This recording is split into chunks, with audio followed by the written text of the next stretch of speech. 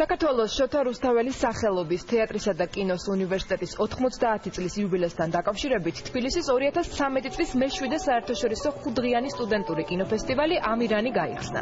ფესტივალში 36 ქვეყნის კინოსკოლა მიიღებს მონაწილეობას, სადაც 200-ზე მეტი ფილმიდან 61 სტუდენტური ნამუშევარი შეირჩა.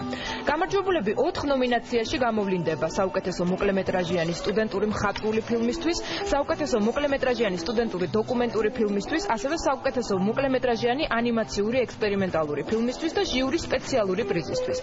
ფესტივალი თბილისის მერიის, კულტურისა და ძეგლთა დაცვის სამინისტროს და ეროვნული კინოცენტრის მხარდაჭერით ტარდება. კინოფესტივალის გამარჯვებულები 7 ივნის 20 საათზე გამოვლინდებიან.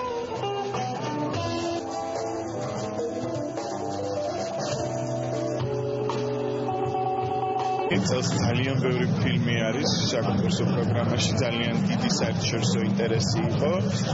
ძალიან ბევრი სტუმარი არის ჩამოსული თვითონ ამ ინტერესიდან გამომდინარე და 5 წლის განმავლობაში იქნება კინოჩვენებები, მასტერკლასები, ვორქშოპები.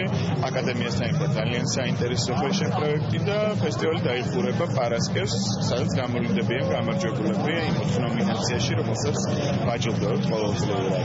ძალიან მნიშვნელოვანია ის შემოქმედებითი პროცესი, რომელიც ამ ფესტივალს ყოველთვის თანახლავს ქართველი სტუდენტების განვითარებისათვის.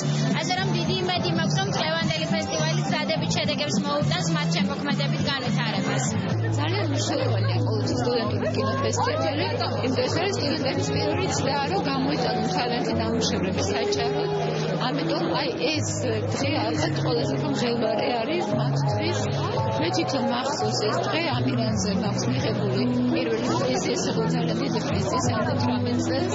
მე მოხდა ამ ფესტივალის წვეტა და ხისებ გავიცეცხლე, ეს არის მე-7 წელი და ამიტომ ეს ფესტივალი ჩემთვის განსაკუთრებით ძვირფასია და ვუსურვებ, რომ სულ უფრო მეტი მაყურებელი და მონაწილე შეიძინოს.